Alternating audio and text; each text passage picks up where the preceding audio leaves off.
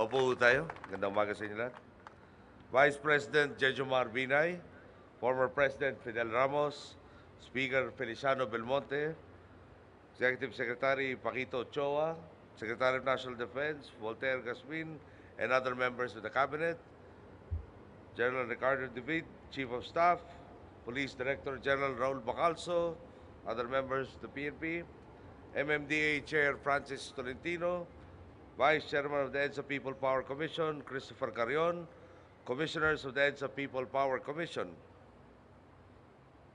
Maria Montelibano, overall Program Chairperson of the 25th EDSA People Power Anniversary Celebration, distinguished members of the Senate and the House of Representatives, officers and men, personnel of the AFP, PNP, and the Philippine Coast Guard, honored guests, my fellow workers in government, mga minamahal ko pong kababayan.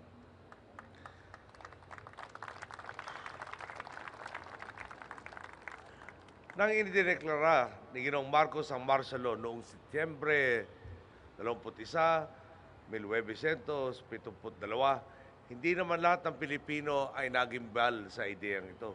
Sa katunayan, may mga sumang-ayon pa dito dahil sa tingin nila, ito ang tatapos sa lumalaganap na kaguluhan daw noon. Alam naman po natin kung ano talaga nangyari.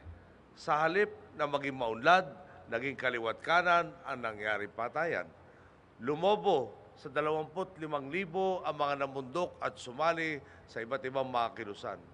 Nagsiksikan sa mga kulungan ng oposisyon na hinabol ng militar at kapulisan. Ang dapat na sumasaklolo para sa kaligtasan, naging sila pa ang kinatatakutan. Bahagi ng mandato ng mga pulis at sundalo na sundin ang anumang utos ng kanilang pong boss. Kapag may ipinatakip si boss, sir, yes, sir agad. Kapag may ipinasarang istasyon ng telebisyon o radyo si boss, hindi mo pa napipihit ang lipatan ng channel, wala na ang pinapakinggan mong balita. Miski voltage pipe nga po ay pinatulan pa. Namayani ang ganitong madilim na sistema sa loob ng 14 na taon. Nangyari ito dahil nakalimutan na sa anumang sistema, ang taong bayan ang dapat na kinalalagyan ng kapangyarihan. Ang Pilipino ang nararapat na boss at hindi si Ginoong Marcos. Ngunit, hindi po manhid ang ating po mga sundalo at kapulisan. Nagsimula sila magtanong, ginagawa ko ba ito para protektahan ang taong bayan? Ang mga utos ba sa amin ay may mabuting na idudulot? Nakita nila na ang lipunang nilapastangan ng diktadurya ay lipunang saklaw din sila at ang kanilang mga mahal sa buhay. Mas lalo namang hindi manhid ang taong bayan.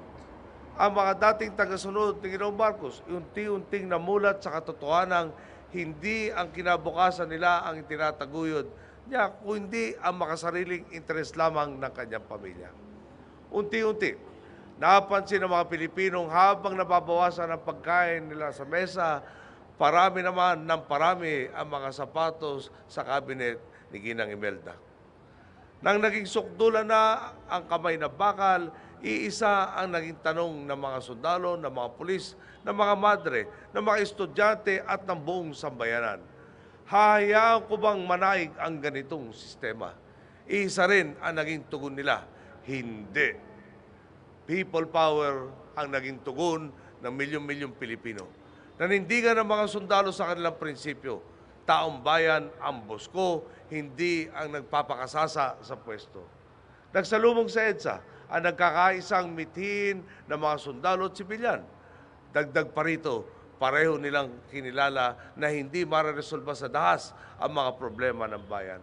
Kaya naman, ang dating takot at pagdududa sa pagitan ng ordinaryong Pilipino, sundalo at pulis, ay bumuo ng higit na matibay na pagtitiwala at pag-asa. Ito ang pambihirang pamana ng mga Pilipino sa mundo, isang mapayapang revolusyon. Ang pagtitipon natin ngayon ay patunay na buhay ang pamanang ito sa bawat isa sa atin. Naniniwala tayong sa halip na magkawatak-watak, maaari tayong magkaisa. Sa halip na magnakaw, maaari tayong maging tapat sa katungkulan. At sa halip na matakot, maaari tayong magtiwala sa ating pamahalaan. Ang tanong ngayon, Paano natin mapapanatili ang ganitong matiwasay at nagkakaisang samahan? Ang sagot, responsableng pamamahala at tamang paggugol sa pera ng taong bayan.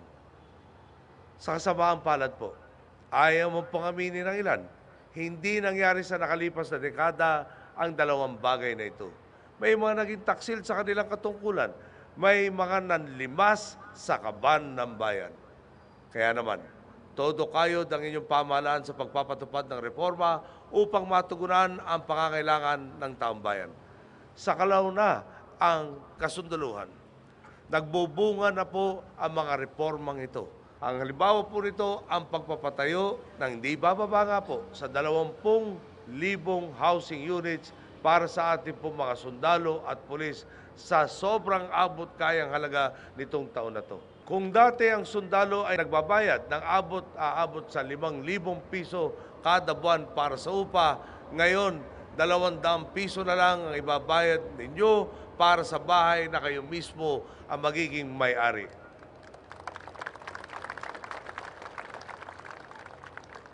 Ang matitipid po ninyo, mapupunta sa inyong hapagkainan, sa edukasyon ng inyong mga anak at sa iba pang mga bagay na karapatan naman ninyo bilang malayang Pilipino.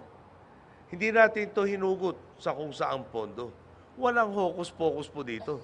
Dahil sa tamang pamamalakad at sa masinop na paglalaan ng pera, nakatipid tayo at nakabuo tayo ng pabahay para sa ating pong mga kawal at kapulisan. Kung walang nanlilimas sa kabayan ng bayan, aasenso ang mga Pilipino. At nagawa po natin ito sa loob lamang ng 8 buwan sa pwesto. Iyan din siguro,